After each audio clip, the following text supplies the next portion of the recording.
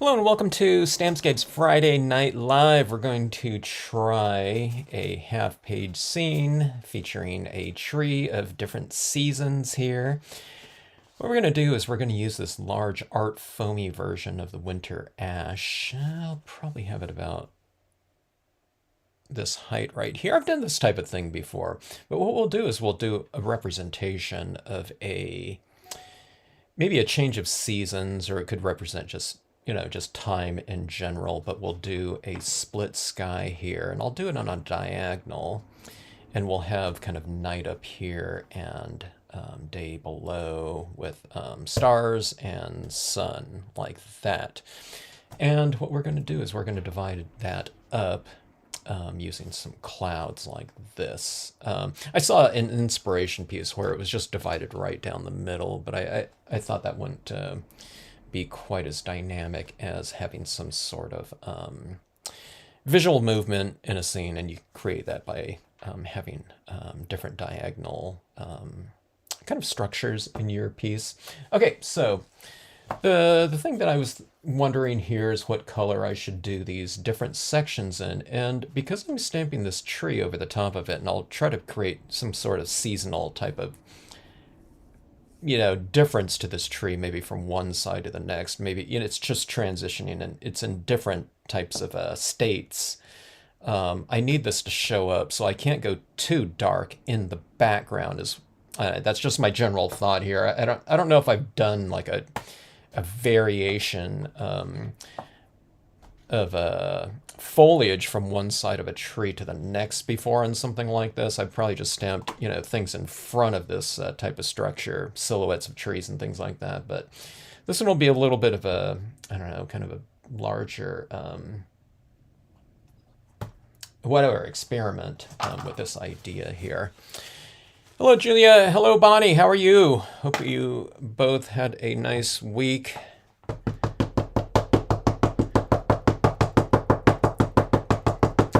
All right, so I'm going to go with this. Kind of it's a little bit of a lighter blue. It looks like a medium blue, but this Memento one is fairly light. And we'll stamp this cloud in two different ways. We'll go up like this, and then I'll turn it around and go upside down below these clouds. So we'll have the billows going both ways in here.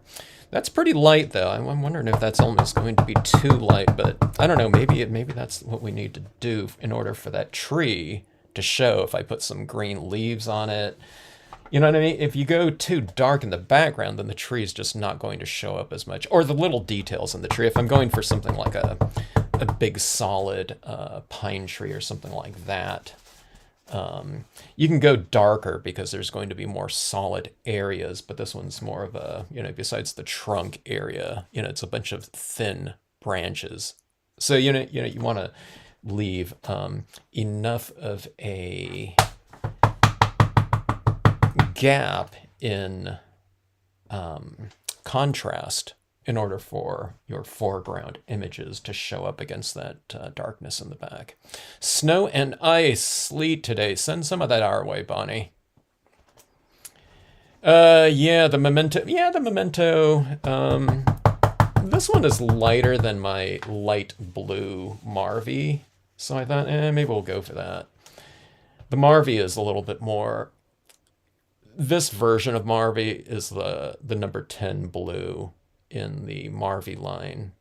Bahama blue, it's like equal, to it. At least their version of that, range of blues. But the Marvy one's quite a bit darker, and it's a lot richer. So what I'm doing is I'm going lighter and duller, so that when I stamp over the top of it, it creates more contrast too. So it's not only just the value of it, but it's also the intensity of it. It's just it's a duller ink or version of that hue. Okay. All right, so we went with 4 impressions up top. There's a little bit more space right here, and then this one right here is it's a little bit more narrow.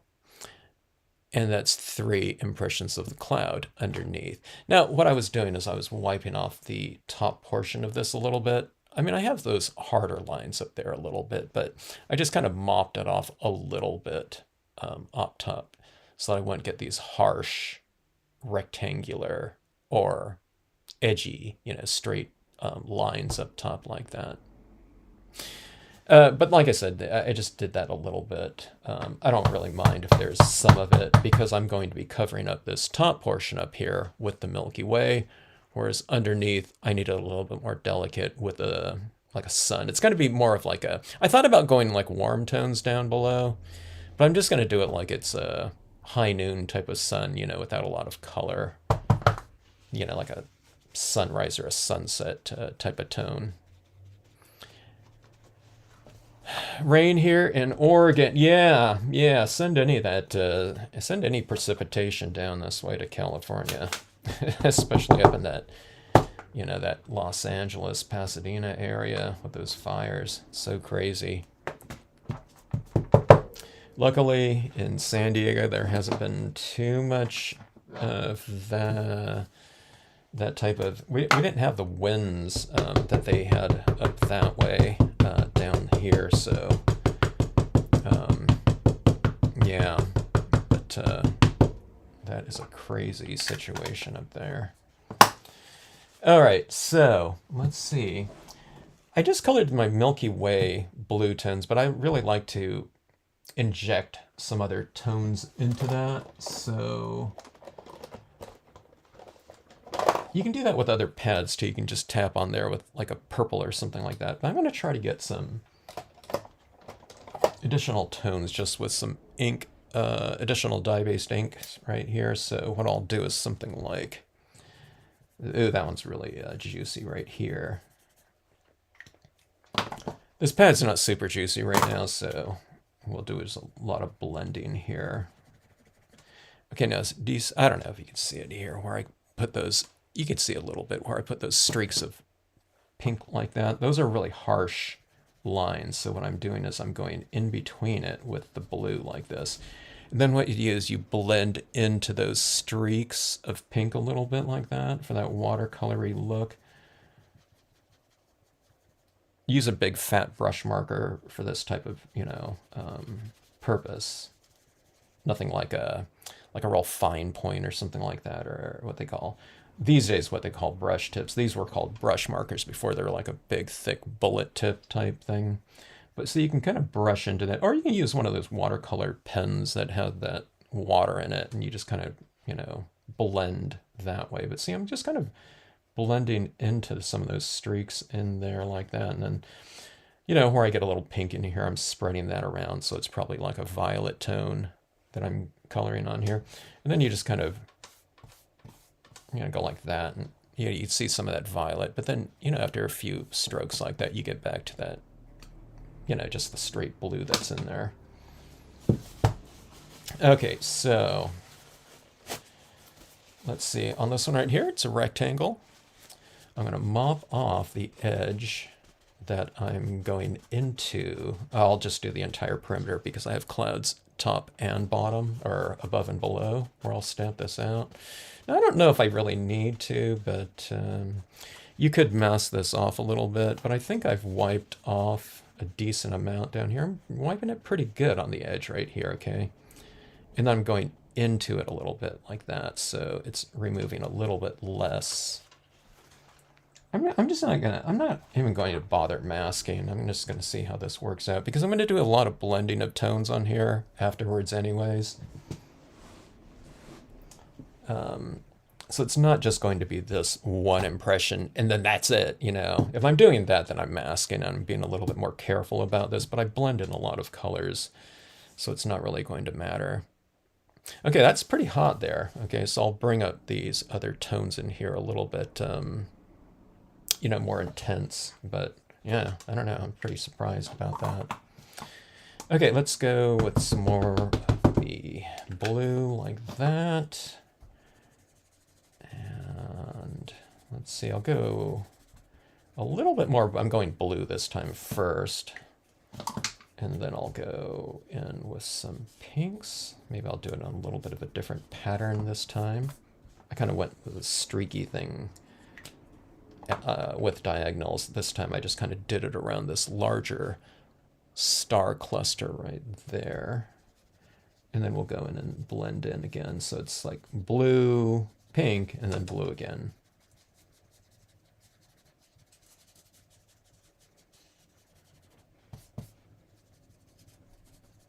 I'm going to make this one a little bit more blue-ish.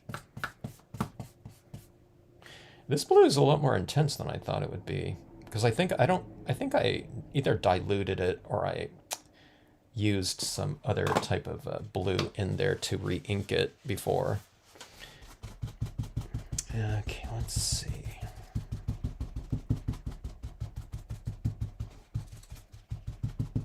I just have this little bit to fill in.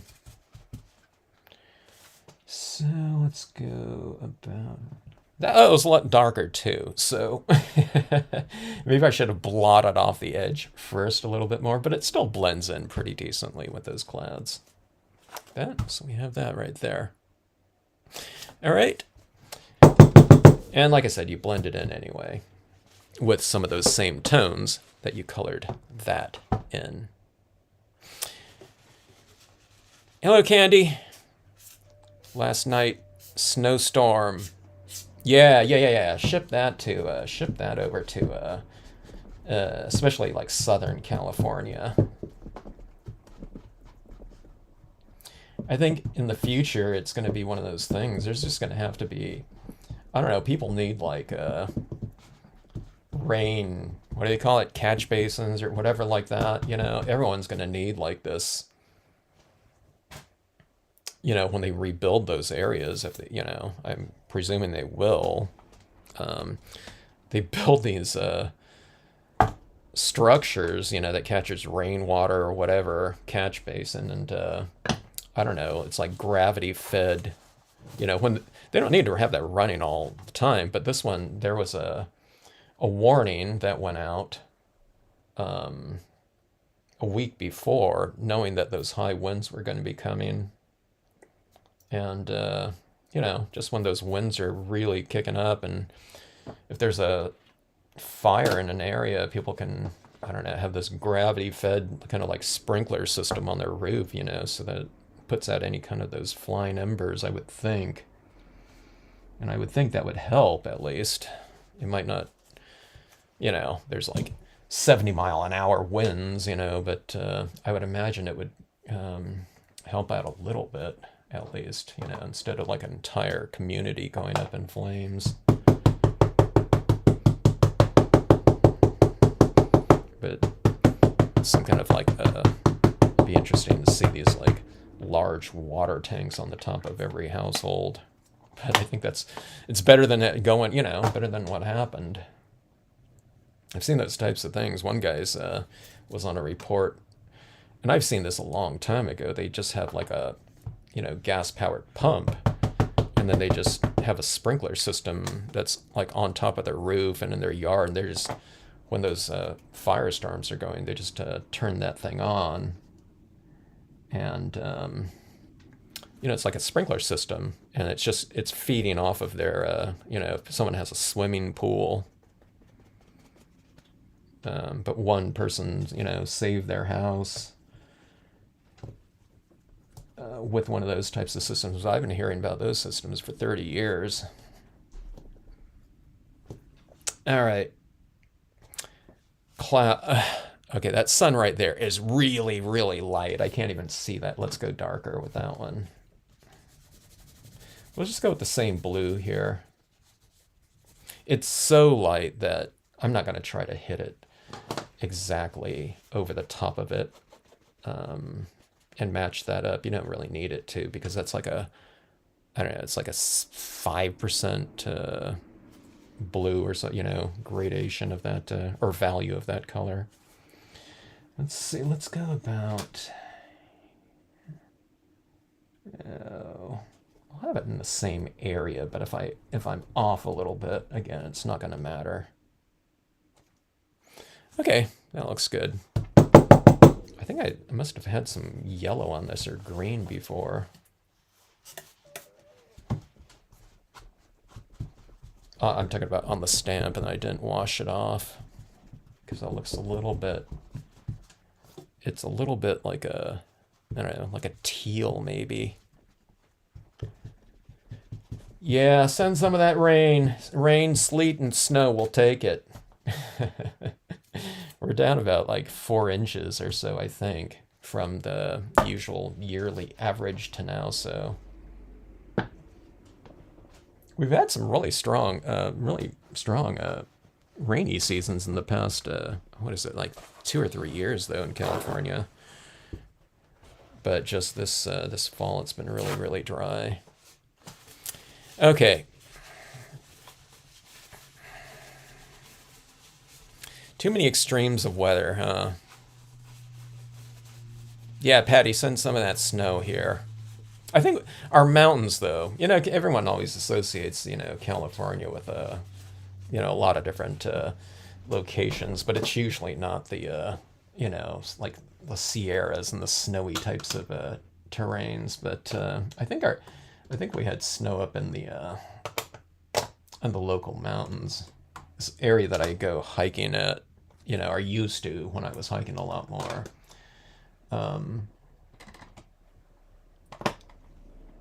That area was dusted in snow a little bit. It's up at like 7,000 feet probably. And that's just like fairly local mountains, you know. I mean, it takes me like an hour to drive to it, but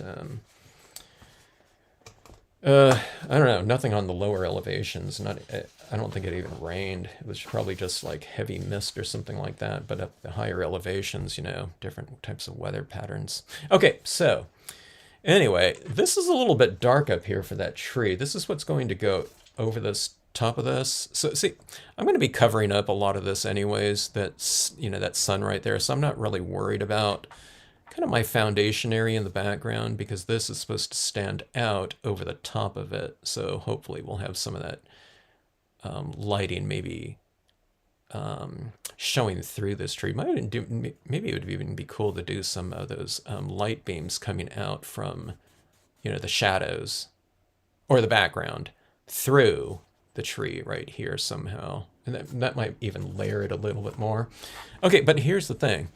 When you get your sky figures kind of established like this, now we have a sun right here, so naturally that's going to be kind of a light source, but even stars could be light sources up here. So I generally favor the larger stars if they exist in a design like the Milky Way Large. There's like kind of a dominant star. This is the same one, just, you know, I flipped the image around and there it is again. So those two areas right there will be a little bit lighter. And then this is a Milky Way right here. Okay.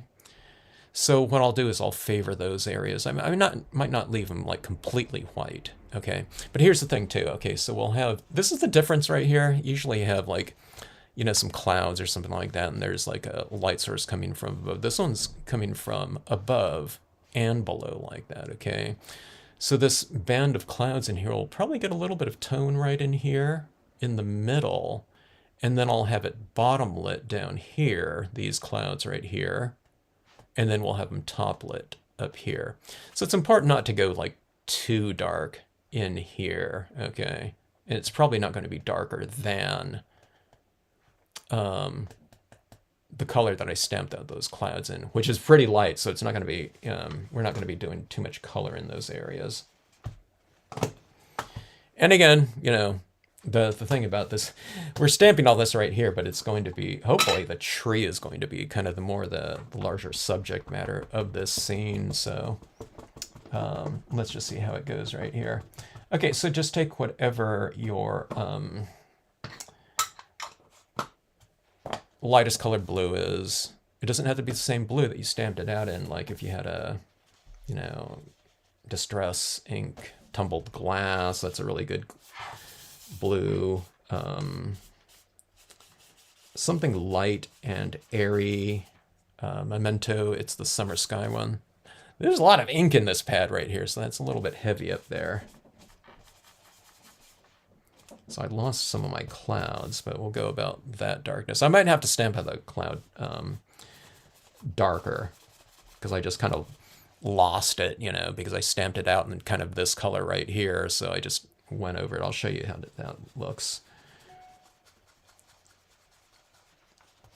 Going on with the kind of a light touch right now, because this is still, it's pretty wet here, surprisingly. Like that. And then what you do is you come up into your sky image a little bit. If you want to maintain some of the white in there, then don't tone everything out. But I'd like to get a little bit of tone in there. So what I'm doing is I'm probably applying like a 5% version of blue or something like that. Okay, now that we're going to bring kind of attention to that light source in there and designate it as the light, as a light source in the scene. So what you do is you make the area around it darker, which doesn't mean it has to be dark. It just has to be darker than white. And then, you know, the more you want it to stand out, the darker you take it, okay? So this is a really, at this point in time, this is getting pretty dry on here, so, but see, even so, that's starting to stand out a little bit more by contrast. And then you can also see having this little band of blue down the middle here is illuminating above and below it. So it makes it look like light is hitting these areas. So you're defining light through the use of shadow, you know, and contrast. The more you want these areas to stand out, again, you just make it darker. But I don't want to, you know, on this one, I'm not going to make them stand out too light because I don't want to go too dark with that. Okay, this has got completely dry now. So let's re-ink.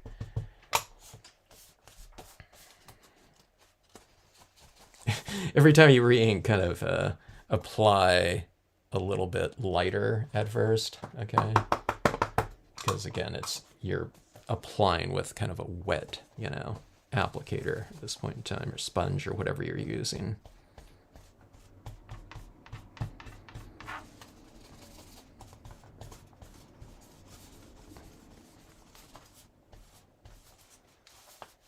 You can go for little textural types of patterning too. There's a difference in application look between, you know, kind of doing a little swirl patting and swiping. And sometimes you can swipe at angles too. Or like this is the sun here, you can kind of go, well, I would do it this way. I would go towards the sun like this, okay? I mean, I wasn't doing it here. It'd be easier if I was doing it right from the beginning, but if I go like this, and then I leave a little bit of space like that, it can look like sunrise coming out, okay? Maybe that'll be a good way to go. Here. I was going to use this re-inker. I don't think I need to because this pad is just so juicy. So let's do this. Let's do kind of a... these kind of beam types of strokes like that. So remember, you have to leave a kind of a space in between there like that. Here's the trick too. When you're streaking in here like that, you just have to make sure that you don't streak out the your light source, because it's, you know, you want to go into that a little bit, but not, you know, eradicate that, in this case, the white of the paper. Change your angle as you're coming around like this. So, you know, kind of aim for that center like that.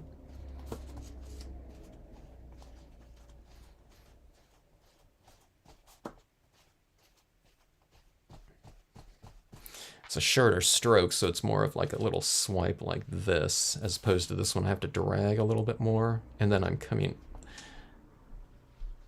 up like that towards the end, you know, just so I don't have this straight, you know, type of thing like that happening right there. You want it a little bit more fluid.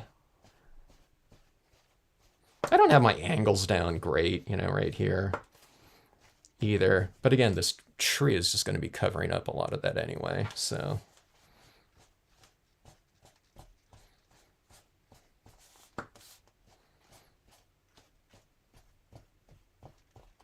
don't sweat the stuff that's going to be like covered, you know. Buried. Hey, ArtFoamies. This is going to be utilized in this scene here. Did someone say? Did someone notify you? Is that KP there? Hey, KP, Kevin's going to use the ArtFoamie. Everyone, go check out KP's channel too for the ArtFoamie instructions and inks and etc. etc. All right, yeah. The ArtFoamie is going to work perfectly for this one. This one's going to be this dominant tree type of seasonal tree in here. So the ArtFoamies are the, as far as like scenic stamping goes for me, it's like one of like the perfect applications. It's like what they call like a killer app in the what is it, the software world, you know, for some sort of app. But for me, the app for me in nature designs is you can get fairly large with these ArtFoamies, and it contours to any kind of irregularity in your paper. You know, I mean, if you have a really large rubber stamp and it's on some sort of like whatever acrylic block or something like that, it's tough to get it stamped out all the way. But these ArtFoamies like are, you know, are like stone simple to stamp out. I always said if I did like a kid's set of nature design Stampscapes, I would go for like an ArtFoamie's version of it, you know, just because it's so much easier to stamp out those stamps, especially the larger ones. All right, so see, we have our kind of our lighting kind of established in here. It's still a fairly light tone in here so far. Hello, Cynthia, Happy New Year. Let's see. I'm getting caught up with the chat here. The last real snow we had in my area was in 73. Wow. But you got snow and ice and sleet today. It's extremes, isn't it? Of weather these days, weather patterns. We're fine here. Yeah, KP, if you're still on there. But yeah, we're fine here in San Diego. But I guess I sent a note to a couple of my friends that we used to go hiking, and especially this one mountain there called Echo Mountain, and that whole town, that not even just at Echo Mountain, but these whole boulevards leading up to that trailhead, where all the houses in that neighborhood are gone apparently. And this friend of mine, I used to go hiking with, they were saying that yeah, they've had like coworkers that have lost their houses, or several coworkers or something like that lost their house. All right, that is one color right there in terms of our shading. So it gave us a pretty good foundation right here. And like I said, I'm not going to go too dark on this because I want that tree to stand out, and I'm going to put some leaves on one side and maybe some like spring blossoms on another or something like that. Hello, Linda. So Linda, we're back in business with the U.S. Postal accepting things to Canada. So I mailed off a set 41 to you. I actually mailed it off yesterday, but yesterday was a postal holiday for Jimmy Carter. So that is on the way. Okay, let's go with the pink right here. It's like a orchid right here. Hey, KP, you still have those Moonlight duos there on your site? I mentioned it, I think, in the Facebook group. Or I don't know, it might, no, we mentioned it here in the live stream last week, actually. But if you like these Moonlight Duo combo pads,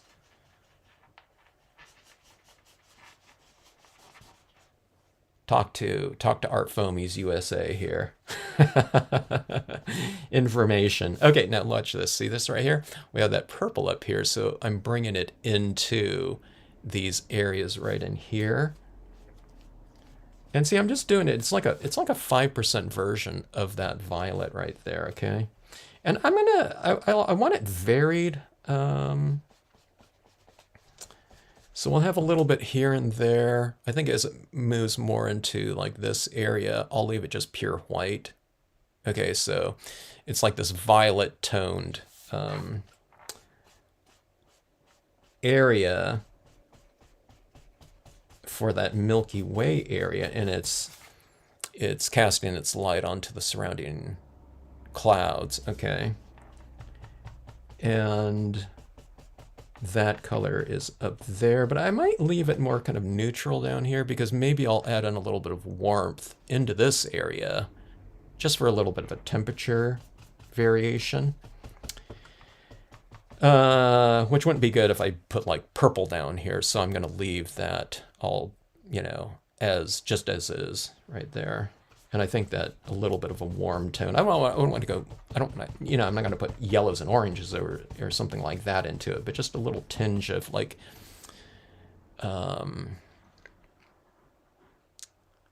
like a dull yellow. I don't know. I say that with a question because I don't even know if I have one. I'll try one of my Distress inks. They're kind of dry now. I need to get a bunch of re-inkers for a bunch of things. But we'll see if I have something like that. Okay, let's go a little bit darker around here. Like that, I think. Okay.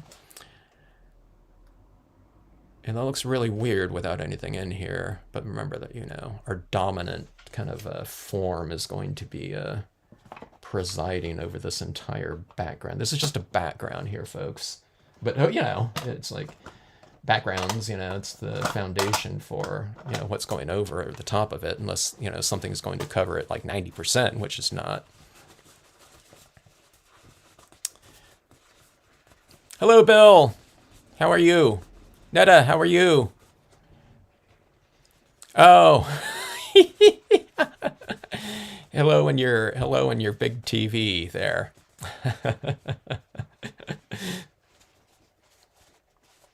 I should make my face area smaller. I'd be like horrified to see a life-size mug of myself up on someone's big widescreen TV. I look better when people are watching on like a like on their phone.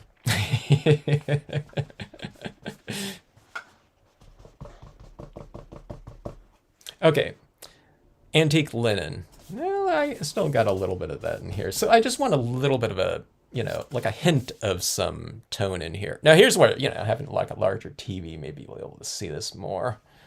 Because I think this is going to be very, very subtle, if anything. I don't know. Yeah, can you see that right there? That's a little bit of different warmth than up here. It's a, you know, it's a temperature change in here. So even if it's really subtle, if you don't have anything else in here that's of a certain temperature scheme, so if you're going warm, you know, a little bit of blue really stands out because it's, you know, stands out by contrast.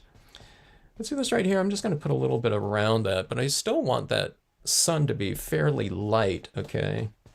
Oh, and if I add some light beams in later, I really need to add, you know, have a lot of the white remaining in here in order for those white beams to make sense, because I don't have like this really super light beige white pigment ink, or light pigment ink, okay? All right, so anyways. But it looks pretty good right there. I think that little subtle tone, I don't know, it's like a 3% version of this antique linen, which starts off really, really light anyway. I don't know, maybe it's like a 10% version of this, because this is, again, it's like really super light. So it's like dry brushing that in there, and it's something that I always recommend to people to do. If you're kind of uncertain about whether you want to add something in or not, especially if it's a different type of color. Actually, that looks pretty good. Here, I'll add a little bit of it up top here too. We'll give a little bit of continuity between the cool kind of Milky Way color scheme and the warmer, slightly warmer lower area like that. Okay, so I don't know if you can really see it right there. It's not much, but I just added a little bit in here. I can barely see it, and it's right in front of my face here. But there's your warm tones like that. Okay, now just planning ahead here, I would normally just stamp this in here and I would look and see how it looks, but I can just tell I'm going to need a little bit more kind of framing, I think, to happen around this scene. So I'm going to force a little bit more of like a darker perimeter on here, and I'll have some sort of base for that tree to be growing out of in terms of a dark tone too. So anyway, no, I can't smell the smoke down our way, Linda. I wouldn't be surprised. I mean, it just depends on which way the wind's blowing, but it's an offshore wind right now. So that was the big problem. We get these things called Santa Ana winds, and they're blowing completely offshore. So I'm like an hour south of, that LA area, more like an hour and a half. But that wind pattern is it's just blowing all directly out to sea as opposed to south. But I wouldn't be surprised if we get some kind of residual effects, like a, possibly seen, it's something that manifests itself into like these really super spectacular sunsets or something like that, where you're just kind of more aware of all that sediment in the air.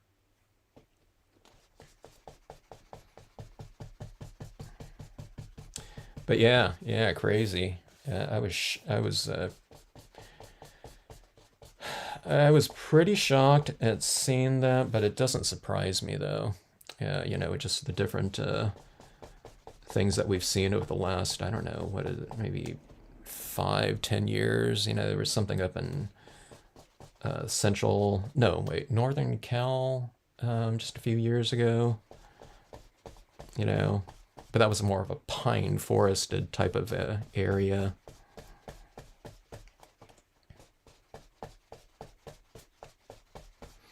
All right, so this is the number 10 blue, so I'm going a little bit darker. You can see where I've gone darker around, like right up here. Okay, so this is this is like your framing device right here, just going a little bit darker, and I'm just going a little bit darker at a time. I don't want to jump to like black, because it might be a little bit too harsh. Here's what I have to be careful of too. I'm gonna do that tree in here. So again, I don't want to go too dark with this, because I don't want to cut the contrast down between the background and that tree, especially in some of the the smaller branches. I want them to. They don't have to stand out like a lot. It'll just be like a silhouette against that background, but we want it to be able to read decently, not 100%. I want it to merge with the background, but yet stand out too at the same time. So it stands out more in the lighter areas, and in the darker areas it'll just kind of fuse in with the background, hopefully. I don't know, we'll see what it looks like. I don't know. Okay, so that was the number 10 blue right there. You can see the difference between like the Memento blue, like right in here, and like the Marvy blue. It's just quite a bit more brighter. So they make good, combinations. You get the softer, less intense, and as far as the intensity range goes. So softer, lighter, and then brighter and deeper.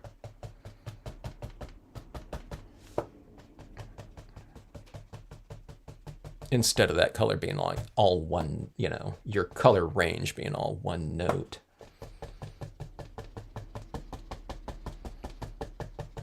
All right, this is a kind of a dry, pretty dark blue here. I think my Danube's a little bit dry too. Let's see. Yeah, that one makes a difference too.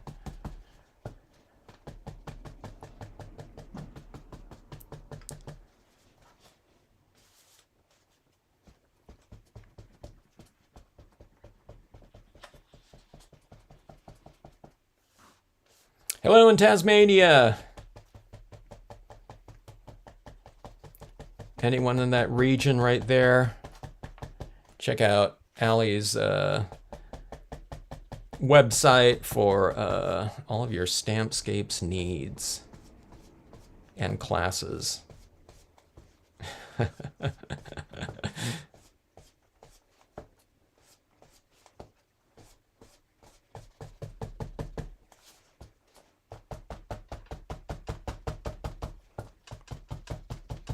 The darker I go, it's just like one little step darker. It seems like it's like this little darker area. As soon as I did that, I thought, okay, that's really standing out a lot more. Now, remember, this tree is going to go right up at the top of it, so I might be completely obliterating that. You know, I'll try to have some of that, you know, center of that sun retained, but it might get covered up. Okay. But I'll know, you know, it'll be emanating these light beams, though, in the end here. I haven't been working with a lot of glossy cardstock. I would say not as much as I used to, relatively speaking, okay?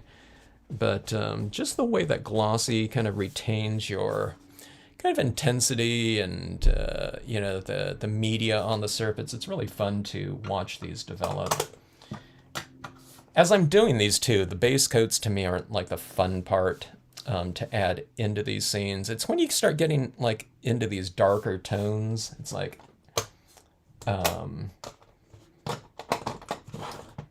to me, it's when, I don't know, your efforts for all those base coats start to kind of come into play a little bit more, you know, because it kind of, there's a certain type of, I don't know, kind of, especially with transparent colors like this, there's a certain kind of radiance or something, that glow, you know, that starts to develop. Okay, now this looks like black, but it's a Prussian blue.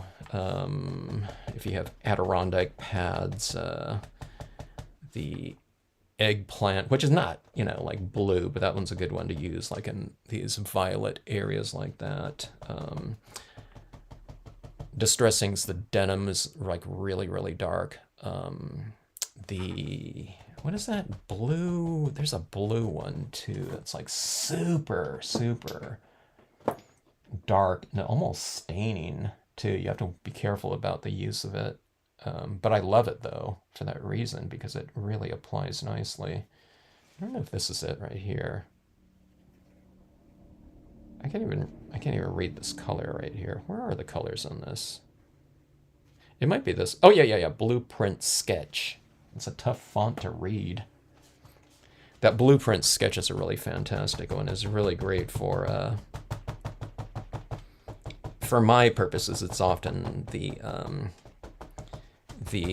perimeter, you know, the last blue in a range of blues that's used is just so dark. But it from a chemistry standpoint, just like this Prussian one, there's something to that those tones. It's almost like it's like a really deep, small grained like stain or something like that. It's it penetrates faster for some reason. I think, I don't know.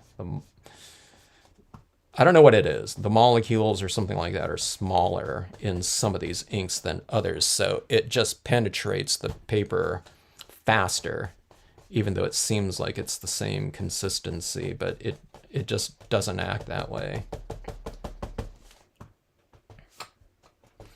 All right, so that is my darkness right there. Okay, and the only color that I have that's darker than that is black, so let's go to that one right here.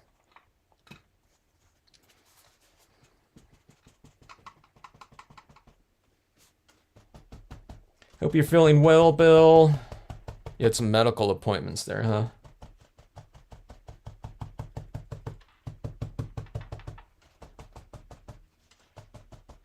Okay, be careful about your black right there. See, that one's really... My pad is like super, super juicy too.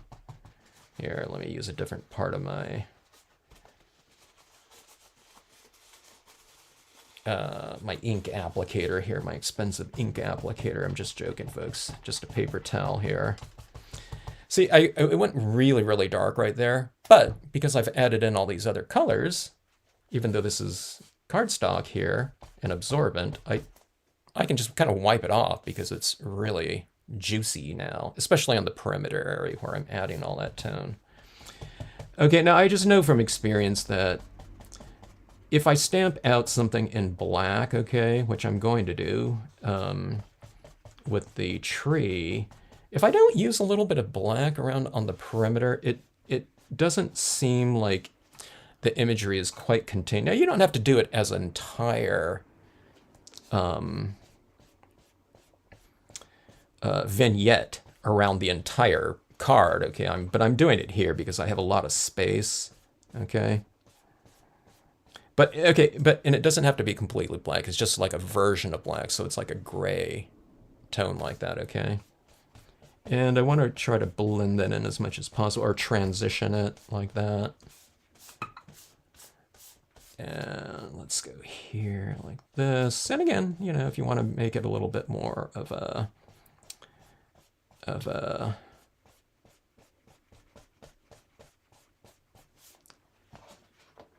contrasted light and dark kind of statement, you know, you can make areas darker. Okay, so let's see here. Let's get ready for this.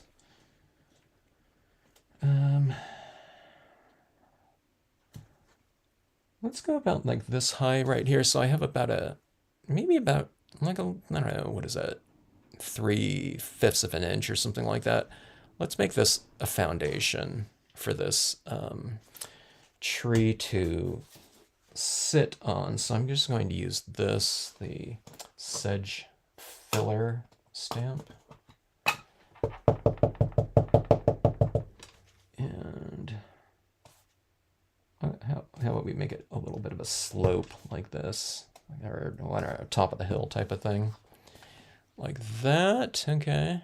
As which is just going straight across, you know, so that little bit like that varies it a little bit.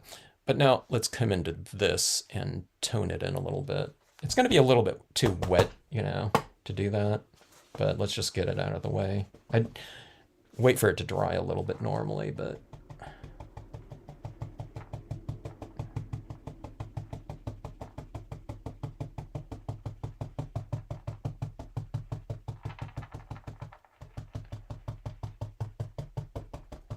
if I do this too fast, I'm just going to like obliterate those forms in there, that grassy little texturing in there. And see at the base of it, I'll kind of transition it. So I'm going for a little bit of a, you know, darker to lighter type of thing here too.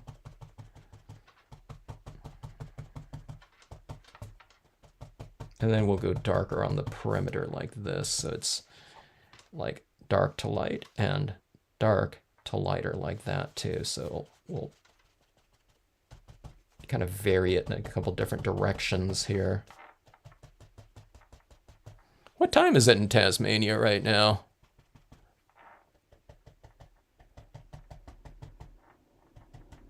Okay, let's see right here.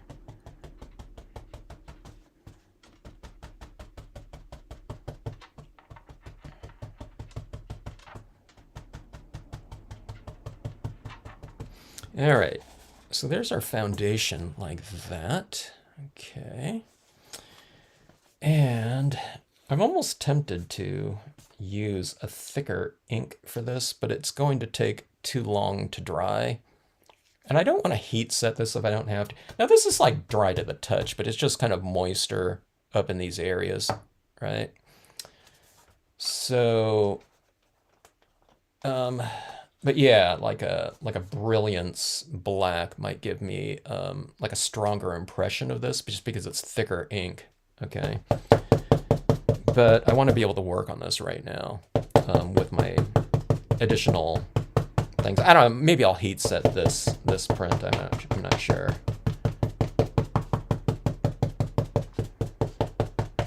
But acrylic paint pens,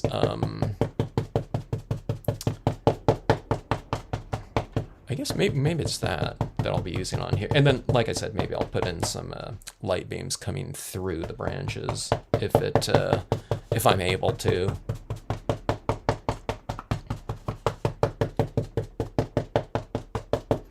Okay, the ArtFoamie is, I'm always kind of, unless I'm using that thicker ink, sometimes it's like, because this is black, it's hard to tell if I have it inked up all the way.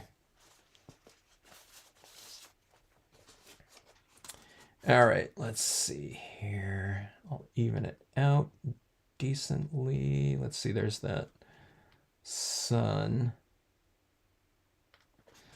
All right, let's see how this goes.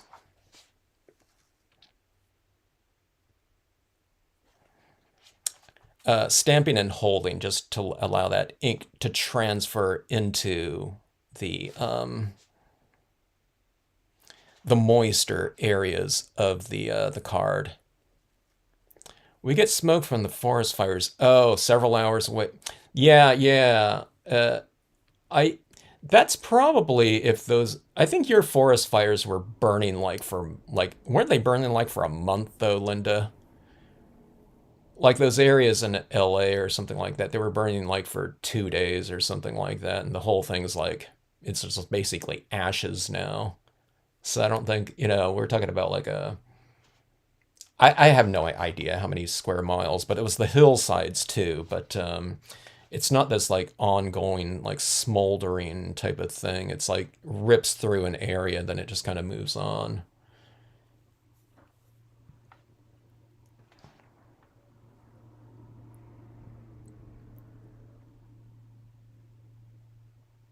Severe wind for 5 days. Wow, that brought the temperature to 0 with wind chill. Yeah. I like all kinds of weather patterns. I don't necessarily like extreme ones though. But the one that I like the least is wind. Unless I'm out flying a kite or something like that, which is almost like never. All right, there we go. Benefits of the ArtFoamie.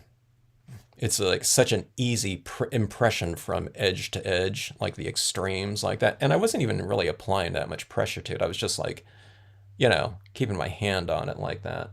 But we got a good transfer of ink from stamp to paper like that. Okay, now see this right down here. This is not matching up this right here in terms of value. So what we're going to do is we need to go and make this transition into here a little bit better, like this. I don't know, maybe this will represent a shadow or something like that.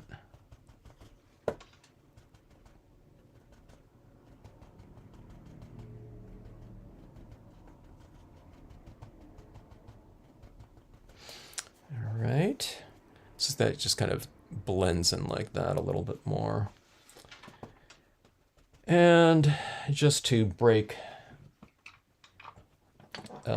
symmetry a little bit, why don't we do this? Just some sort of like brush to one side or another. There's this little winter brush right here. I'm going to put this over here, like about like so. Just something like that, you know.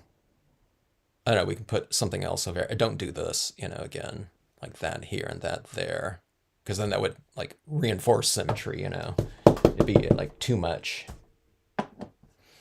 This would be like a good spot for like a little figure or something like that. All right, so let's see. Let me gauge for, I'm seeing how wet this is. This might be kind of wet in some of those stronger areas right in here. I think it's, yeah, let me see. It's a little bit moist. I'm seeing if some of that ink is transferring to my hand. It's not too bad, so I think I can go in here now with some pens. Okay, so this is supposed to be like this.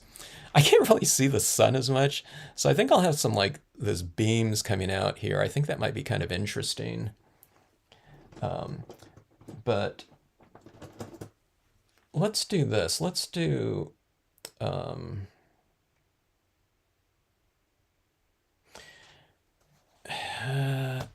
okay, I'm trying to think. I'm thinking about fall and spring represented in this one tree here. We have kind of this night and daytime type of thing going. I'm trying to think if I want we already have the pinks and purples up here, so maybe I'll go with like the spring blooms down here, and maybe I'll go like fall types of tones up here, and somewhere in the middle it'll just kind of be like a bit of both.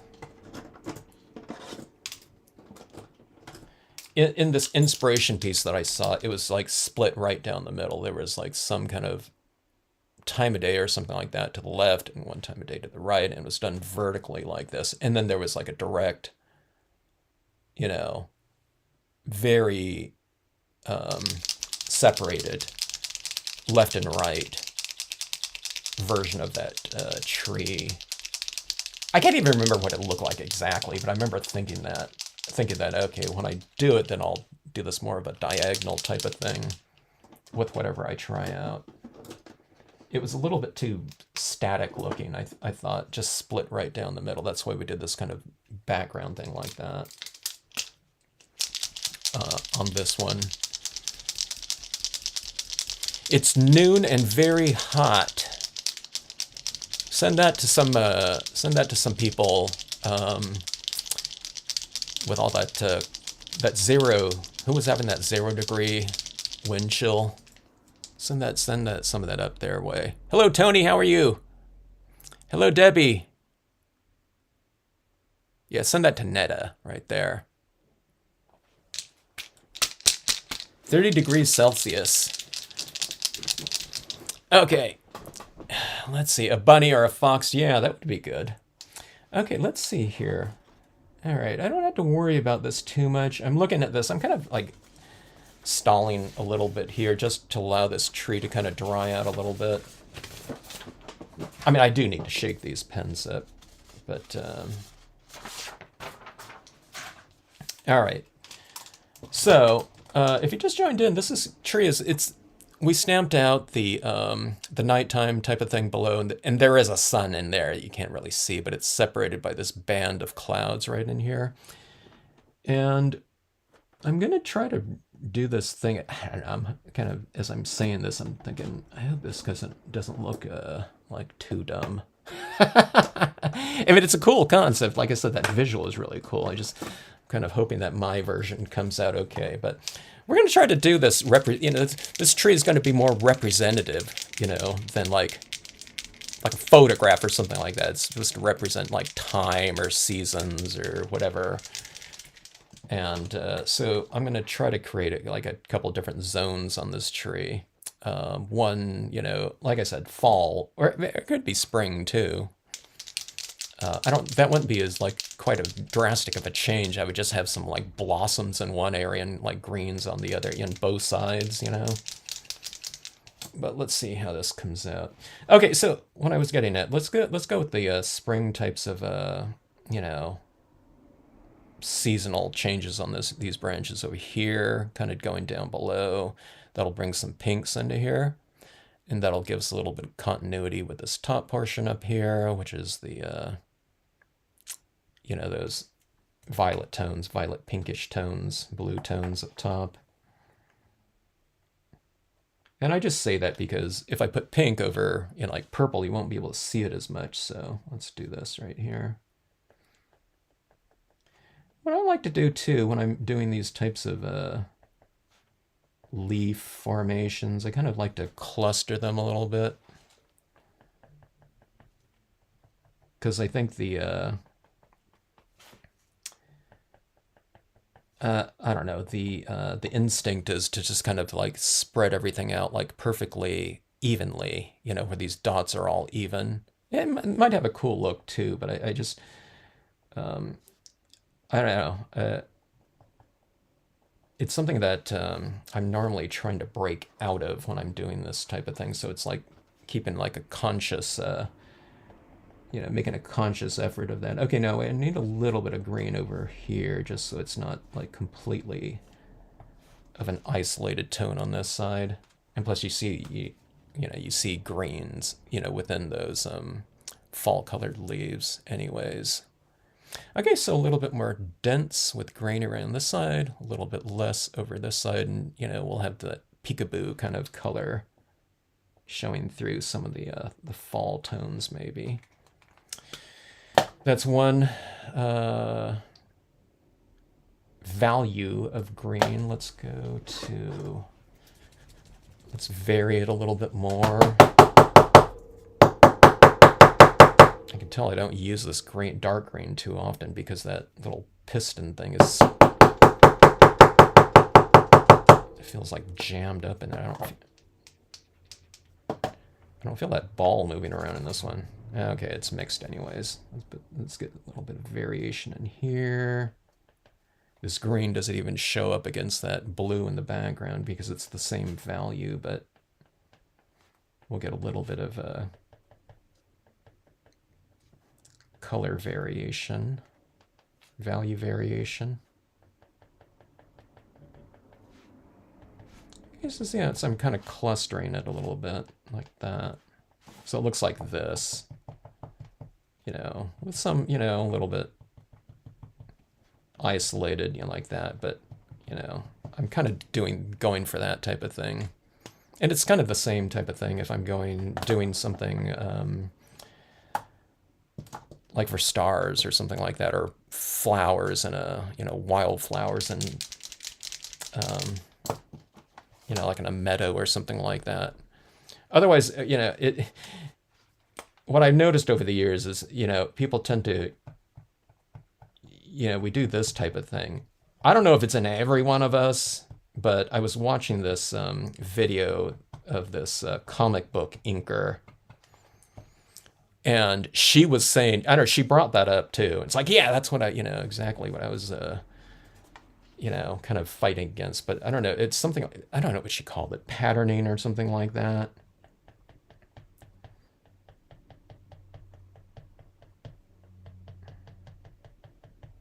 All right, so orange. Orange, I was wondering if it was going to show up against this kind of darker background.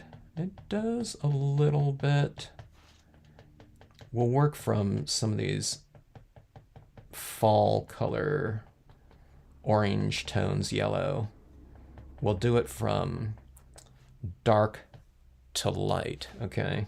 I usually do that way with kind of more opaque media. So for me, it's, you know, it's basically the acrylic paint pens. They're a little bit more opaque, and I can build up dark, and then light will show up over the top of it, okay? When I'm working with transparent tones, it's usually lighter tones to darker ones.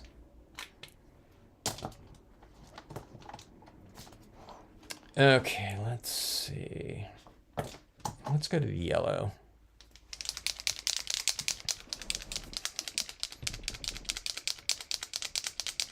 Isn't that a fun tree stamp, Ginger? And it's nice and big, too. That's what I like about the being able to do this in ArtFoamies.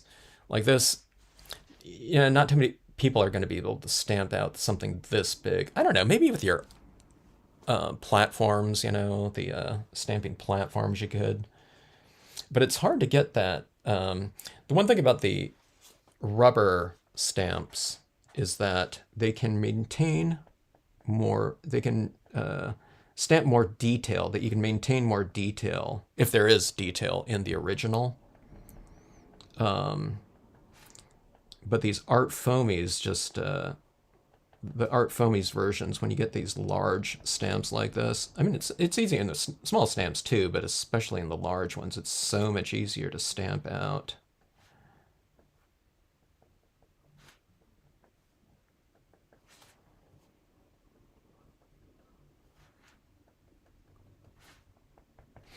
All right, so there's some yellow right there. It stands out pretty good right now, but when it dries, it's going to dry darker than what it looks like when it's been freshly stamped out. I've often thought, you know, I haven't really experimented too much, but sometimes I've wondered if we spray seal this, okay, and then apply like these lighter, kind of more contrast dots, or whatever strokes you're doing, applications of that paint, if they'll look lighter, because I don't know, because this little dot, these little specks of acrylic on water-based media in the background, that doesn't dry instantly. So even if it's kind of in solution for a minute or two or something like that, I mean, it's not super wet after a couple minutes, but it's still moist. So I think it's mixing with the media below it and then getting, thus getting darker. You know, I'm usually stamping, you know, I'm usually applying it light over dark so that you can see it. If I did that yellow over like white, or I don't know, something like that, it wouldn't show up as much. So these applications are usually getting a little bit lighter. I mean, darker. So you might have to reapply it. But, you know, if you spray seal this, if you're going to spray seal it anyway, maybe you do that in the process, and you know, you retain more of that contrast. And you know, if you want lighter touches like that, like for me, if it gets too dark, I'm gonna have to reapply it, or apply it yet another layer of it, over the top of that. Hello, Caroline. Well, hopefully you get some warmth out there. Netta. Yeah, 0.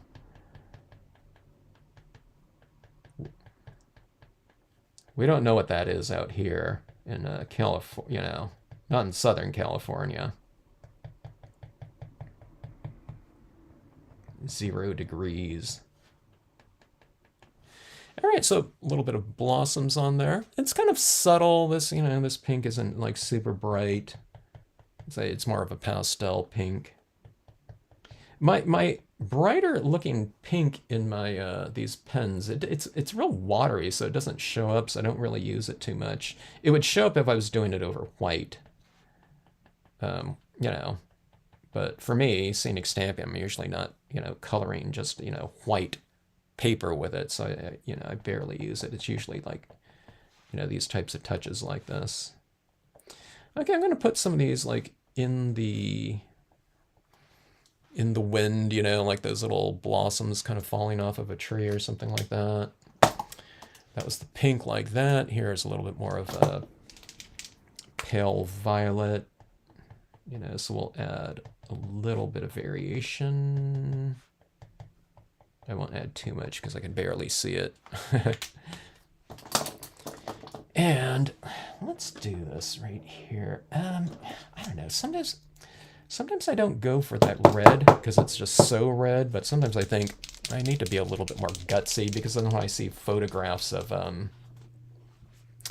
like fall tones, sometimes it's like a crimson red. It's like so bright, and you know, it's photographs, so it doesn't look like unnatural, but it's like I do have some of those colors like that, but I hardly ever use it. I guess I'm going to be using it minimally here too, but okay, maybe I'll just use it in some of the darker areas like this, but you kind of have some of those brighter tones like this. This isn't going from dark to light. This is like darker than the, you know, those other colors, but kind of like a supplemental tone, just because I need a little bit more, I don't know, whatever, fall intensity in there, I think. Okay, so a little bit reds. I have it out here. I'm coming around. It's not an extreme like change, you know, like that photo I saw. I don't remember what seasons they used either. I mean, something like this too, you can go like just bare branch on one side with some like snow on it. Someone's like saying, no, we don't want to see snow right now. We can put like snow and some of these little, you know, notches on your tree, and that would be kind of fun. Okay, so those are some foliage, you know, and blossoms on our tree, but we have this kind of Milky Way area up here, and it would be fun to go into this area up here too. You can splatter paint it too if you want to, but see, these areas in here got kind of dull a little bit where I added in those tones right over the top of it to kind of unify those areas. So I'm just going to go in here and kind of reintroduce a little bit more of a lighter texture within there. So you get the unification with blended tones over the top of it where you lose some stars, but then you just go back in and add in some more. So you have some darker tone stars in the background, and then you have these lighter ones. So it kind of increases the, I don't know what you would call it, the visual range of stars, I guess.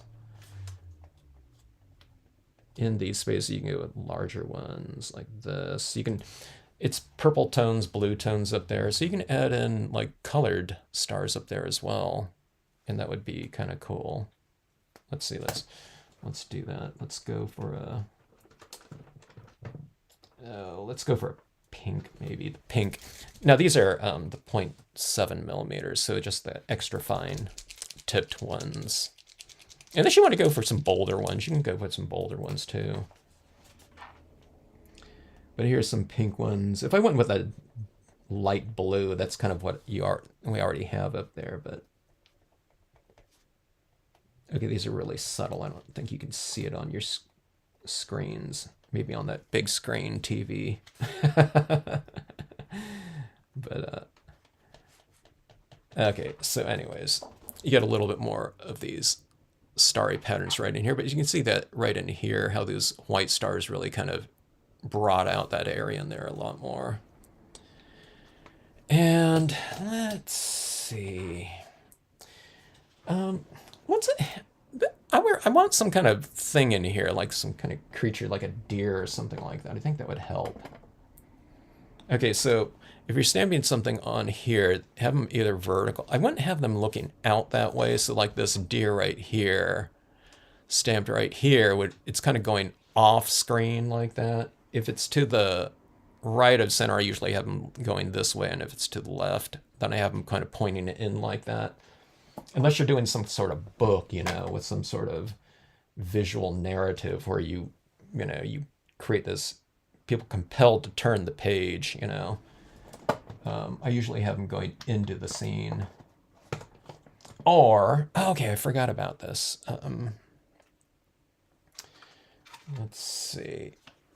I think I'm going to do these eagles, actually, up top here.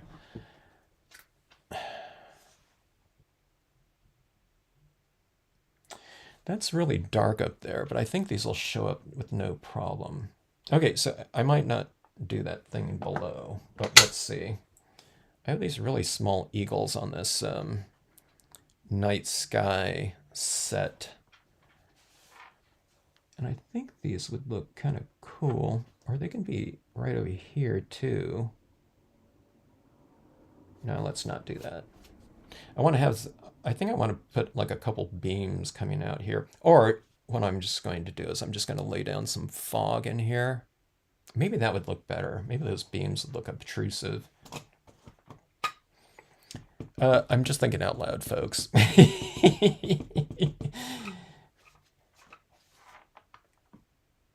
All right, let's see. small stamps, you know, adjust your pressure. That's what I always try to remember to mention to people in my workshops. You know, you're stamping these large stamps a lot of times. In scenic stamping, I call them like the foundation stamps, you know, that, yeah, it's like going to be a waterfall or a lakeside cove or a seaside cove, you know what I mean? Stuff that you're building on top of. You know, you're built, you know, like even these sky figures are fairly large stamps. So there's such variation if you stamp some kind of like little creature in the scene, you know, to finish it up. Sometimes you've kind of built up a little bit of muscle memory. By the time you get to like some little thing like that, and then instead of adjusting your pressure, you use the same pressure that you used on a like a large stamp. Now on this tree one, I didn't use a ton of pressure because it's an ArtFoamie, but sometimes it's like, you know, someone uses like that pressure. Although that one, I don't know, that one's not a good example because it's a solid stamp, but you can kind of smash, you know, like little bird flocks or something like that. All right, so anyways, yeah, I think those little creatures like that. See, it doesn't that change the it changed the feel of it for me, having some sort of and it almost created those two birds up there. Those eagles almost look like I don't know. They're like, for me, it's the thing that's kind of grabbing my attention. I don't know if it's just because I just stamped them out right now, or if it's because of, you know, it's like a living little creature. If there's an animal or a person in your scene, your eye will go right to it, even if it's like 11 by 17 with no other thing in there. If you put like anything, cabin, a deer, something like that, your eye will go right to it, just like out in like actual nature sometimes. All right, let's see.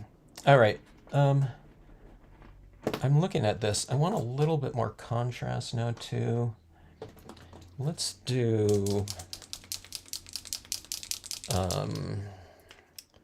let's add some of this white into some of these leaves or foliage, just capturing some of that light that we will emphasize here in a bit with a little bit of white pigmenting. So I'm putting in these kind of like highlights here.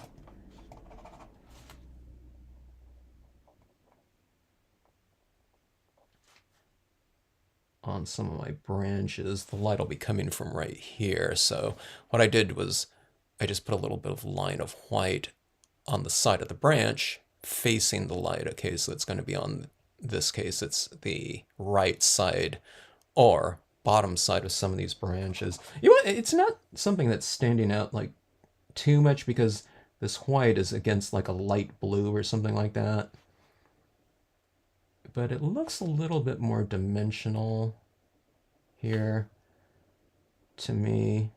And it's one of those things that I kind of enjoy doing anyway. It's like all those little detailed types of things.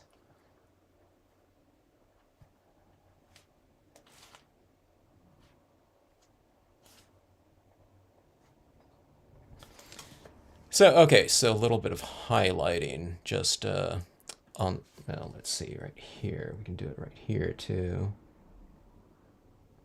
Like that. It's a little highlight on the side of the tree. Again, you know, you gave this card to someone, I don't know if they would really notice something like that, but it's one of those little detailed things amongst many that you can do in your pieces. And it's something that my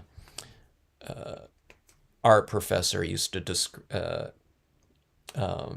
describe as it's a reward for further inspection. So someone gets something like this and, you know, they might notice something different over time, you know, that's in there.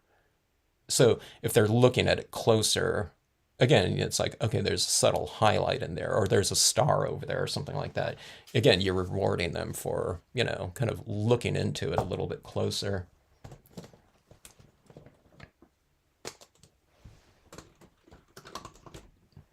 In the world of commercial art, that's one of those things. It's like you might be doing some sort of piece of artwork and someone's flipping through a magazine like this, and if you can get their attention for like, they hold and look and, you know what I mean, kind of pay attention to it a little bit longer, and you can hold their attention for like, 2 more seconds, then that's what you're trying to go for. If you can get them to just kind of, look at it for a little bit, that's usually the goal there. Okay, white pigment ink. Like this. I'm still looking at this right here. Let me see if I have this little deer. It's the doe silhouette that I'm thinking of. Ah, boy. It's not this one. It might be facing the wrong way. This one's the larger one, so it'd go like that. But it would be kind of cool right here. I don't know. Let's add in this light here. Okay, so white pigment ink right here. We have a uniformly stamped tree in there. Okay, so it's all black. Okay. So what we'll do is we will vary just, not too much of it, but some of it right here in value and texture. So everything's really sharp right now. So we'll add a little bit of light and softness to it.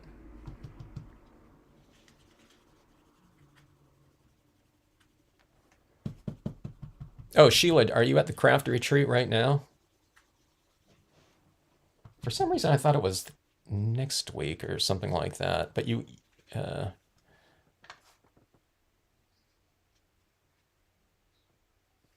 Sheila's at a craft retreat watching crafting right now.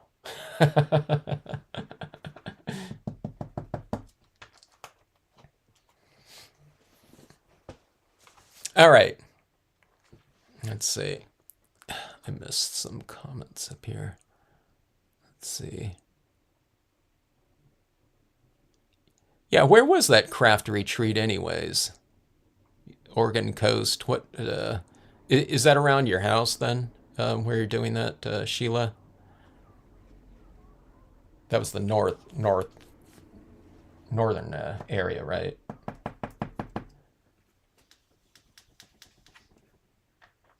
Okay, here we go. White, and my sun was originally in here, S-U-N. So, okay, I have to gauge how moist my pad is, and it's a little bit dry, so I'm going to do this too. See, I'm not just going to add this like this in here, I don't think. Okay, I'm kind of tapping around in there a little bit, but I'm going to have some of this light kind of going into some other areas like this. So I'll do it like almost like a light beam, but it's not going to be like this defined light beam in there, okay? Like a harsh, hard defined beam. Okay.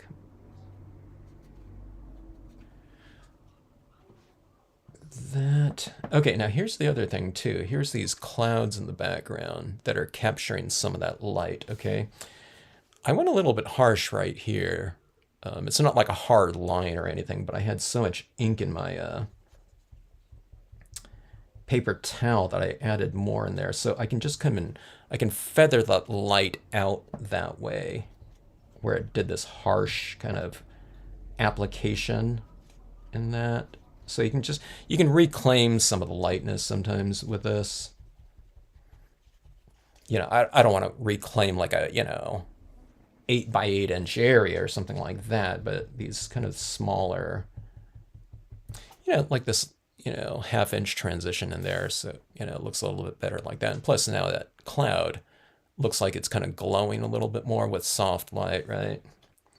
And these clouds right in the background here, we've retained the lightness of them, the white of the paper, so I can go into those like this, and I can add in that little bit of a lighter glowing look to it in there. You can't really see it too much. I don't want to use too much of it, but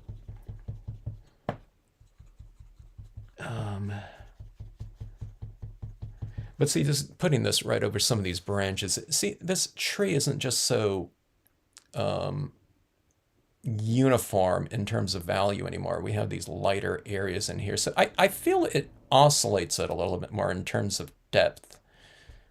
Texture for sure, and lighting. So it takes care of a lot of different things. It's a little bit more dimensional looking to me within this one form right here. If you're ever adding this and you're doing it on like a semi-gloss or a glossy cardstock, or you add too much of this pigment ink too, you can just wipe it right off and it'll come right off. All right, so kind of putting it here and there like that. Okay, now I'm going to do this base of the tree too. Let's put a little bit of this mist rising up from the base. This isn't like this great of a silhouette right down here. Like I said, we can put a little something down there, like an animal, but let's see, let's mask that off a little bit. So it's like a slope with a little bit of a, kind of like a fog or something like that on the other side of it. And then I'll have it kind of creep around out front a little bit too. But we'll have it a little bit stronger on the back side of that slope. Like this, okay.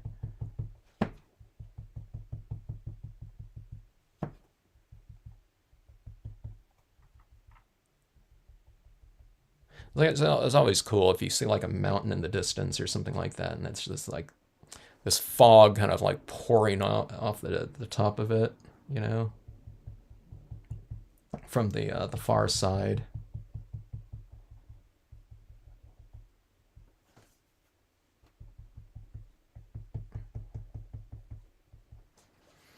All right, so see that right there? See that little mist right down there? Doesn't it change kind of the spirit of this whole area down here?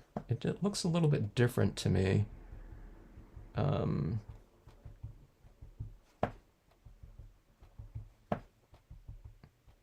a visual standpoint, but it's kind of like from an emotional standpoint too, I think. I don't know, soft light just, I don't know, it has a different type of feel to it.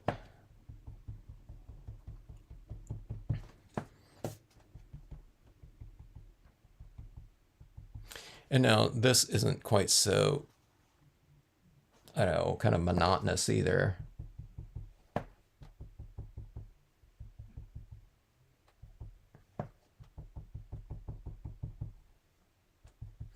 Yeah, it's a little bit more varied over here from over here.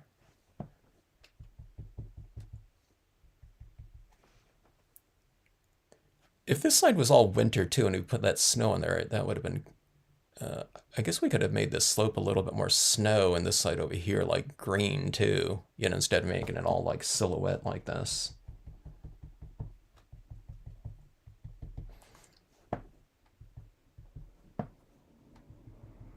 All right, let me see if I can get a little bit of the side of this trunk here kind of illuminated slightly more. Like that right there. See that kind of lighting coming from over there? It looks a little bit more rounded, I think. Like that.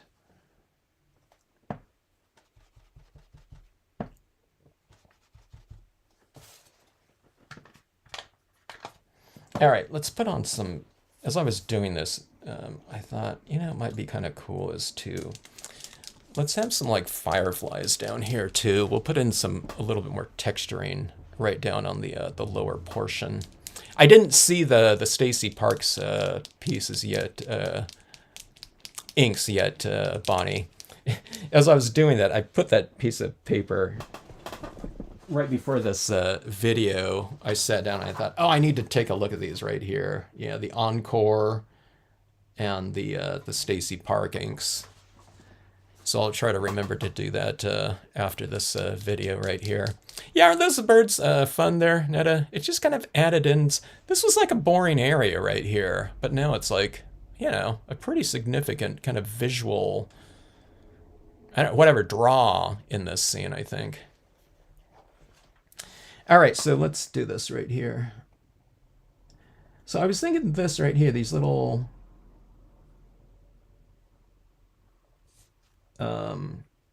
fireflies, lightning bugs, as many call them. I'm trying to do that thing where I kind of vary them a little bit in terms of the distance on them. Okay, this is what I do here. I'm going to add this little white down here, and I'll give them a little bit of this greenish glow later. But these little stars like the, oh, they're not stars, but these little lightning bugs right here will kind of give a little bit of different kind of textural continuity. We have the stars up top that are the same type of thing, right? It's a, you know, it's a little dot of light like that. And then we have these little dots of light down here too. Again, for that little bit of a similar texture from whatever top to bottom of the scene. Like that, I just edited some more in there. But I think that maybe will fill out this area. Okay, but when I do this little green glowing little fireflies down here, and I use a green dot, and then I put the white over the top of it, I can't see the green anymore. So if I do have a little bit of warmth to some of these little firefly type of things, then what I do is I add it in there after I add in some of the white to make them glow.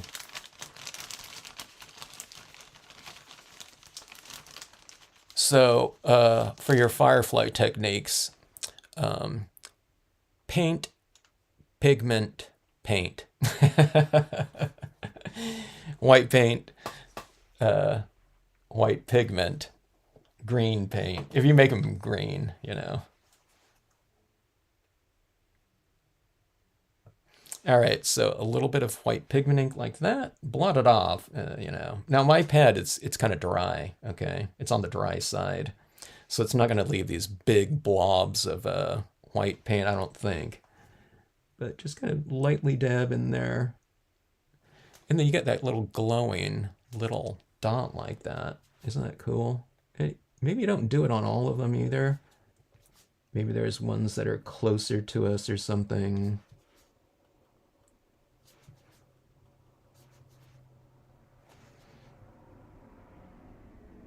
Maybe some are a little bit dimmer, so I don't know if you can tell that one's a little bit, this one's brighter, this one's a little bit dimmer, you know.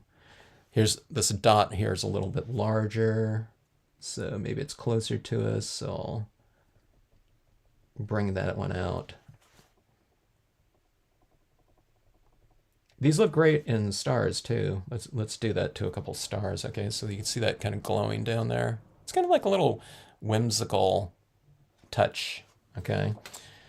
So you can go up here too, and you know, if you have, I mean, it doesn't matter which ones you do. You can do a smaller one too.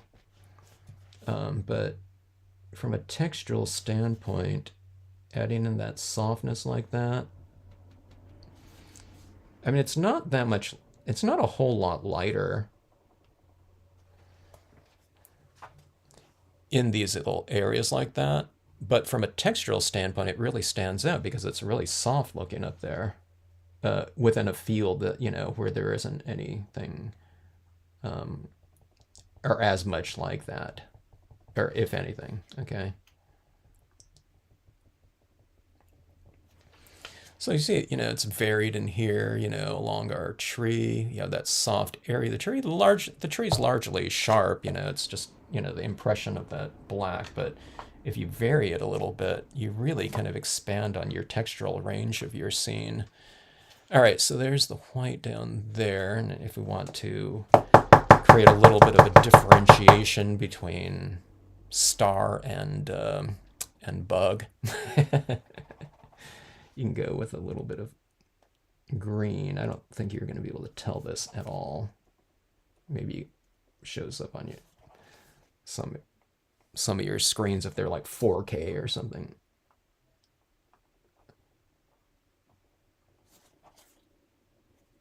Yeah, I'll just add some little green dots too.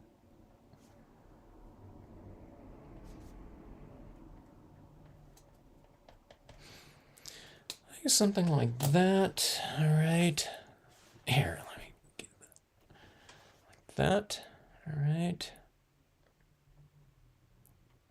I don't know, that deer silhouette would look pretty cool here. I might add that in here. Okay. I have a lot of that white pigmenting down here, but it'll, if I stamp something right over that, it'll be fine. I don't want to spend the time like going around like searching for that everywhere though right now. But I don't know, that would look pretty good. Or like something, like that little horseback rider like that. I don't know if it would distract from this. It's, maybe more kind of a nature type of element in there with like a deer or something like that. It seems like it's the perfect spot because it's like these little, like the spotlight. It's like a little stage for something, but but no one's on stage. I'll take a look and see. I'm sure I've created a lot of more animals that are kind of pointing, like different ways. I think a lot of them were like facing to the right a lot of times because I'm usually, I don't know, we read from, left to right usually, right? So I usually have things on this side of the page, like looking over this way, I think. But I've flipped, if I do like animals in two different sizes or people, I usually flip them. So one of them's looking one way and the other lately.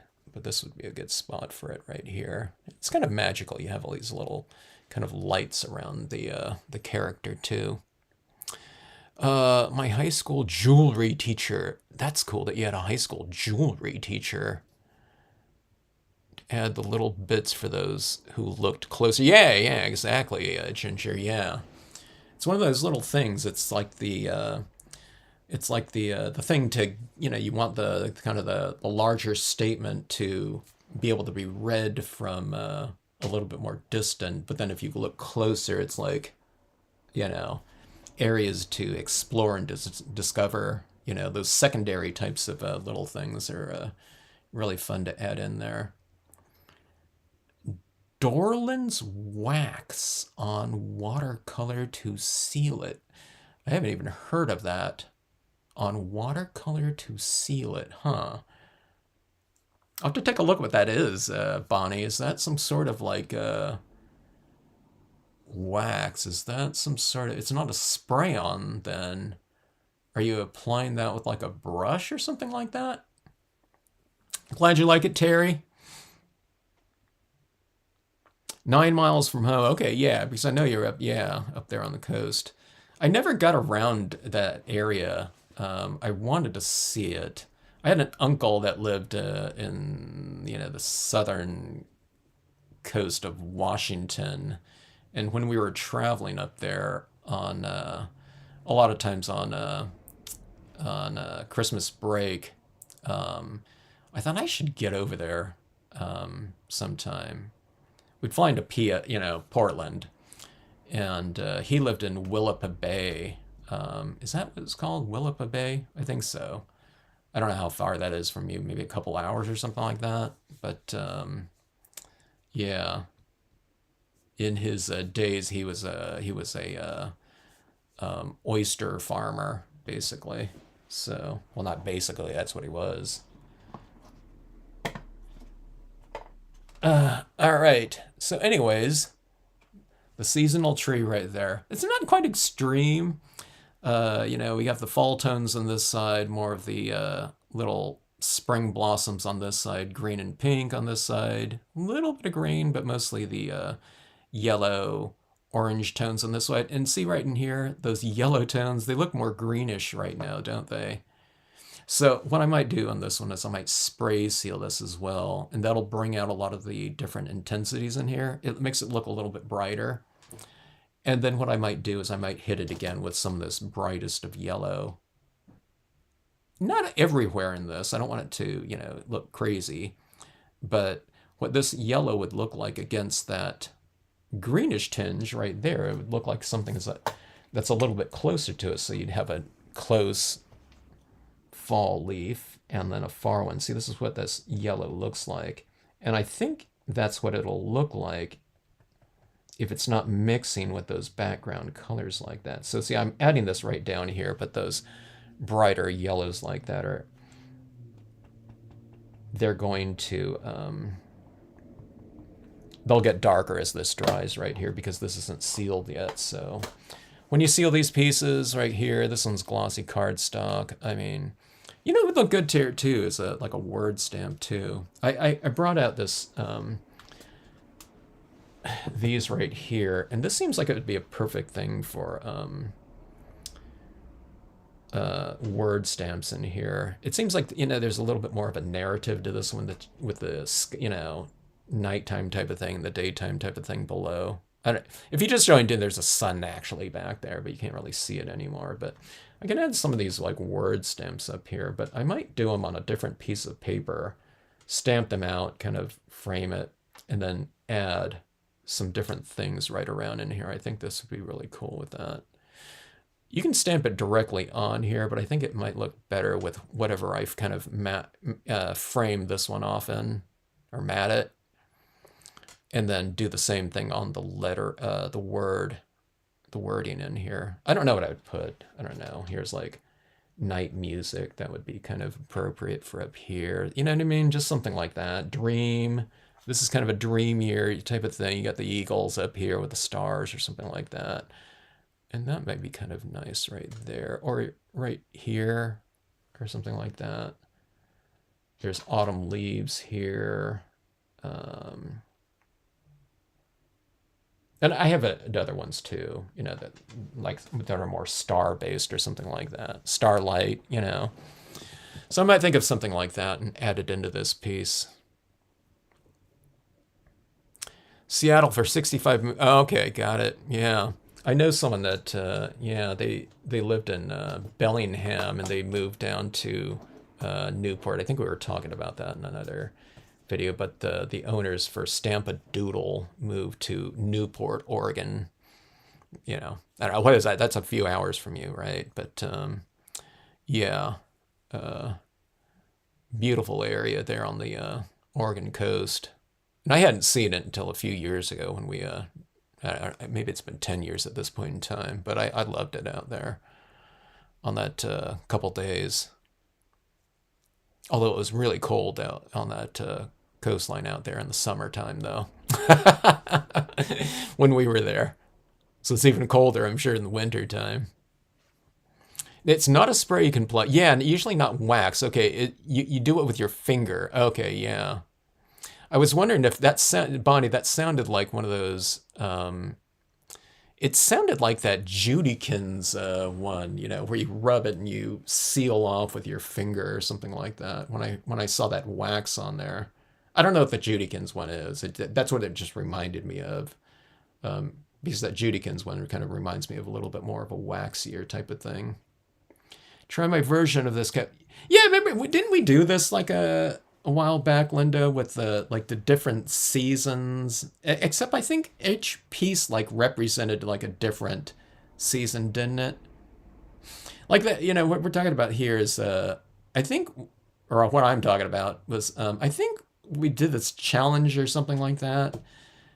But you put this tree or the same tree with like 4 different backgrounds, and it can be like each one of them is like 4 different seasons, and all these pieces could be like displayed together too, which is really cool. I wouldn't do them like half page like this. I do like a quarter page, but it's pretty fun to do that. And then what you do is you just vary the background. You can do one in snow time. This would look really cool with the, you know, there's snow on it and whatever. Dr. Martin's bleed proof white snowfall in here.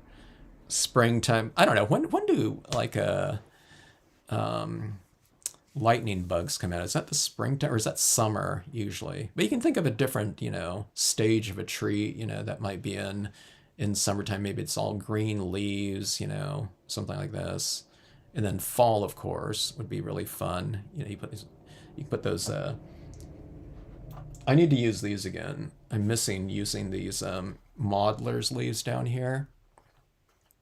These are like paper little leaves down here, and I like putting them like at the base of the tree for fall scenes with fall color leaves in there. But yeah, I don't know what it's not a triptych, but I don't know, what do you ever call it?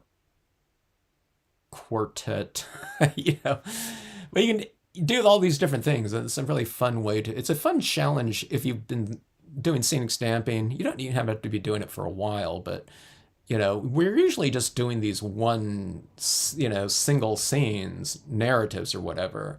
But it's kind of fun to break out into these multiple panel, I don't know, whatever thematic pieces. And I call it one piece because it's kind of all meant to be viewed together. But those types of things, or the narratives, are really fun too. We haven't done those narratives in a while, huh, Linda? Linda did that. Remember that one where you did, Linda, where it's Linda did this thing? I mean, no, someone mentioned to me that they had an idea of it, and I took a shot at it. So I did this like burnt setting with this little growth coming out. But Linda took that to the next level with her, I don't know, what was it, like 4-panel narrative or something like that, with, that represented regrowth or something like that. But those are really fun things to do, and that's, nature's a perfect vehicle for kind of doing those types of narrative pieces or multi-panel pieces. I don't do those enough. I should do them a little bit more. Or I should bust out the, one of the things about triptychs too, or multi-panel pieces, is those, what do they call them? Clayboard art panels smooth, where they're these actual panels. They're a little bit smaller. They're not like a 1/4 page piece. You can get them like that size, but they have those like ATC size ones, and it'd be fun to do like, the same tree, but in like completely different seasons and incarnations like that. So I don't know. Maybe I need to do that. Maybe the next time. Maybe I don't know. Maybe next Friday Night Live or something like that, we'll do a multi-panel piece, but just smaller pieces, so we can kind of hammer them out really quickly.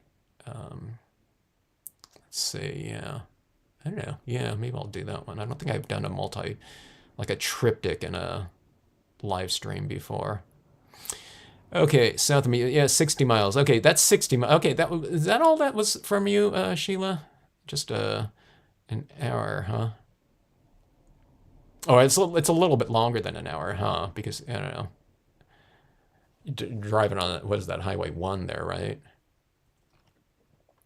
I put our 4 seasons on one tree and a smaller 4 seasons one. Okay, yeah. When was that? God, has it been a couple years at this point in time? Yeah. All right. Well, anyway, I will post this, unless I don't know, unless I have a couple, a few revisions on this one, I won't put it into a video. But if anyone's on Facebook, I wish I had my Flickr account, but I stopped my Pro account because they just raised the price so much. But I used to post my finished pieces on Flickr. I put them on Instagram though, and those, when I put them on Instagram, it's just linked to my Facebook account, so you'll see the finished piece in there. But that's the gist of this one right here in terms of a foundation. But like I said, I think I want to put in some like word stamps here. It'd be kind of cool to have like something up here, maybe like right here, and another one, I don't know, or right here, here, something like that. It might be kind of interesting in terms of some sort of whatever narrative statement. Either that, I'll just put like that animal right down there. But I don't know, like a word stamp. This seems like a prime for like some word stamp area up top. I'll figure it out. I need to take a look and see what we have here, and see what will fit in there as well when we're thinking about these things, like an afterthought almost. So yeah. All right. So anyways, hope you guys have a great rest of evening. Have a great rest of stamp crafting retreat. Next time we're all going to that one and meeting you there. Stanford retreats are so much fun.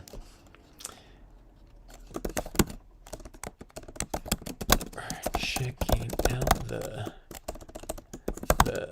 tree of life. The tree of life. Not really, but yeah. All right, folks.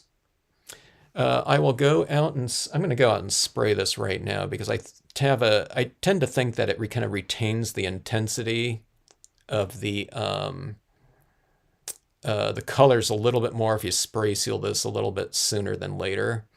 And the area that I'm going to be a little bit lighter on are the areas where there's a really kind of delicate and very light application of the white pigment ink. Because if I spray it too thickly and it's taken a few seconds to dry on there, as opposed to drying pretty fast, it will kind of eradicate the white in there, and it gets really dark. Now you can reapply it over the top of the fixative or acrylic sealant, and then just spray lighter the next time too. So, but I'm going to do that on here because I really like the intensity of some of these colors up here, and like this little glow in here. That could potentially dry a little bit flatter. So if you hit it right now, it should retain it really nicely. And plus, you get an extra layer of that coating on there, which really looks and feels great on a card.